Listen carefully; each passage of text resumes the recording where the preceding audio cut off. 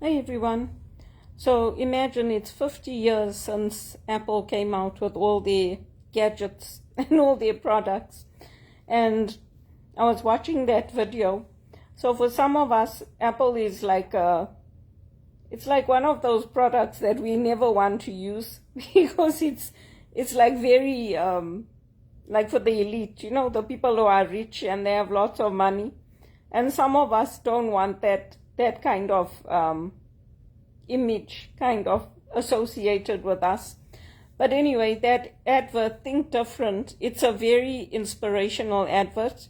And when it came out, I was volunteering at HRPA's conferences. I used to volunteer for them, and they often used to select me to volunteer at the trade shows, at the law conferences, and I got to hear some amazing speakers.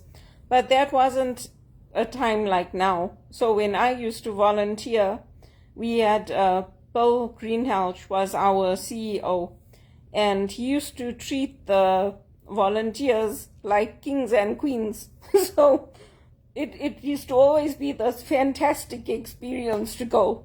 Because what he used to do, he used to put all the tables for the volunteers right at the front, and he used to put all the delegates behind us, and he used to make sure that we got the same food as the delegates. So whatever they got, we got.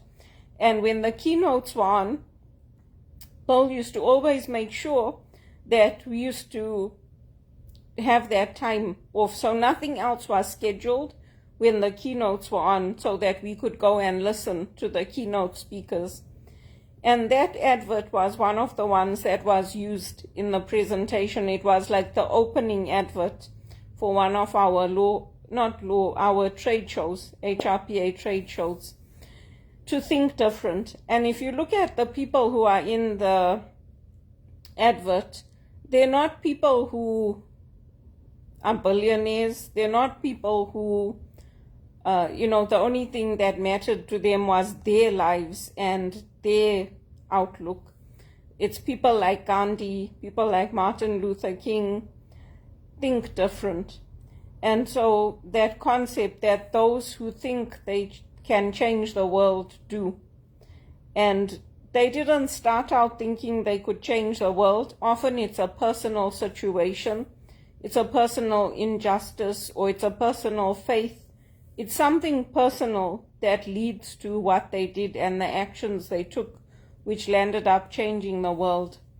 So it was nice to kind of remember that this week. And today, actually, one of the news articles that came up was on Apple and that advert, Think Different, and the areas where they did well and where they didn't. But yeah, it was amazing. I remember when the store opened here in Toronto, everybody applied to work there, even me. I applied to work in the retail store and to work in the offices, like for admin work and that, but I wasn't chosen. So it's just good to think about what does it mean to think different and how they got there. Often it's people, it's friends coming together, families coming together and just doing things slowly. And from there it expands. It was the same with Primerica. It was friends that started, just saying, how can we help people? And then from there it took off. So it's a concept that, is followed all over the world, and families do it, friends do it. My grandparents did it. My grandmother had her own business as a seamstress, and my grandfather used to have a little kiosk where he used to sell things like cool drinks and bread buns and things like that. He took me to show me where he started his shop in Ngezi. And I said to him, but there's nothing here. Like, why was your shop here in the middle of nowhere, in the bush? And he started laughing. He said, no, because when they used to go to work, the local people, they used to pass through here. So it was a long journey for them. That's why I put the shop here, because everybody used to stop and get a Coke and a bun or get something to eat, and then they go home. So Yeah, I remember my grandfather, because I used to ask them, like, how did you start your business? Why did you do that? How did you do it? Because then I also tried to do those things. I also tried to, but here in Canada, it's very complicated. Like, if you want to sell curry and rice from your home, you can't do it. You have to have a license. And it's very hard if you're on your own. I also tried to sell my essential oils, my creams. I made a lovely cream. I even had taken one year, I had taken those creams to the church. I gave the sisters, I gave the priests. I sent some to my friend in England. And I tried to sell like through Amazon and places like that. I put some on my website. I didn't get any sales. So I'm like, okay, you're not meant for this. This entrepreneurship, just forget about it. And also when you're starting that kind of a thing, you have to get your sales slowly. So you have to do like sell a few things, then by word of mouth you get more. And that's how it's supposed to be. Like with everything, most people end up getting jobs through referrals, like me. When I got all my jobs in banking, yes, I had to go and apply online, but the recruiters had already been contacted by the banks to say that if she's registered with you, we want her. And even when I used to go for my interviews, the managers used to tell me, oh, you come very highly recommended. So that's how it's by word of mouth. It's by people talking about you, people telling people what you did, what you can achieve, how you help the business, recommending you. That's how it goes. And it's the same with spiritual direction. It's the same with anything I've done. It's referrals. Even when I worked at Credit Suisse, it was a referral because I contacted the person that I knew who was working there, and she said to me, you go online and apply, and then I'll tell them, I'll see if I can get you an interview. So that's how it goes with anything. It's the same with my GoFundMe.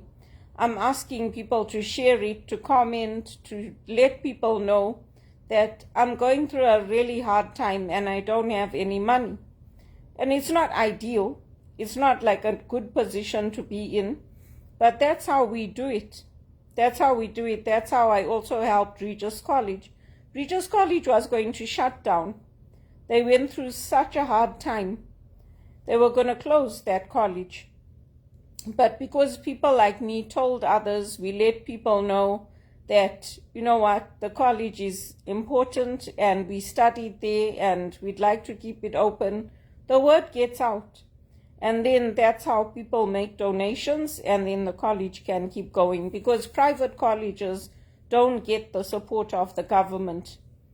And I don't even like it that they joined with St. Michael's. I don't like it, because our college was unique and it was small, and for me, that's what made the difference. But anyway, things change, so we'll see. But yeah, that's why I keep sharing my link. I keep asking people to help me. I keep telling people used me. People used me when my mother came to Canada. People used me. So why can't I use others? God uses everybody. So that's the way I look at it. And that's our faith. We're supposed to help each other. But I don't know.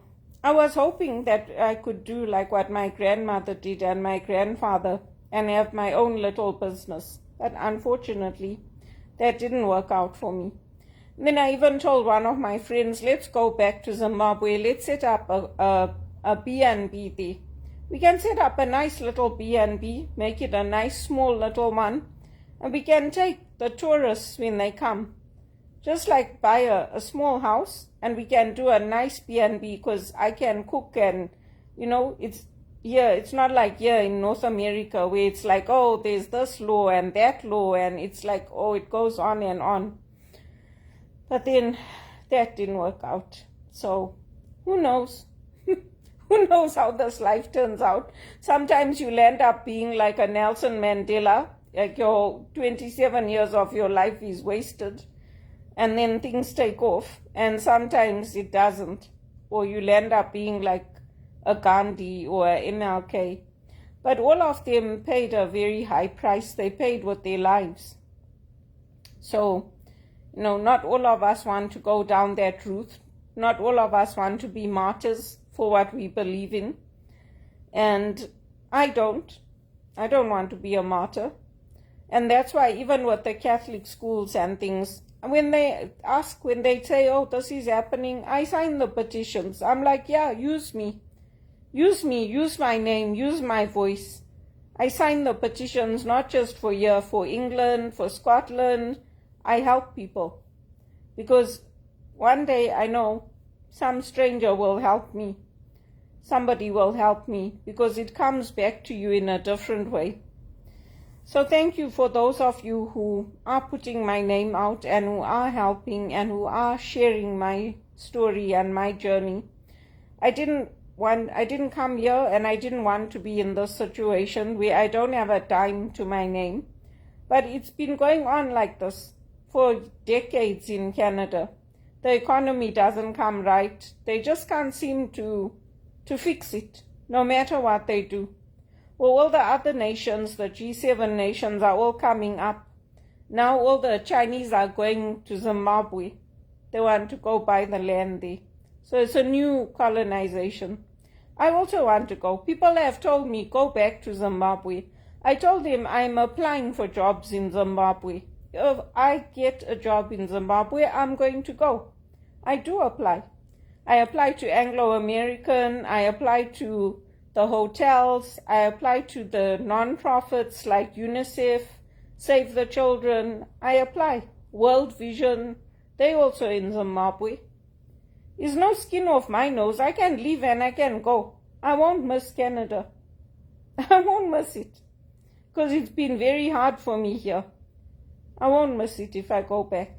I'll be happy. So thank you for sharing my GoFundMe link, because I'm not joking when I'm saying I don't have any work and I don't have any income. I'm applying every day and I follow up on my applications. I make the calls. I do everything I can. And people are referring me for jobs. Even at TD, all the tellers refer me. Everybody refers me. I don't know why I'm still sitting at home like a lump.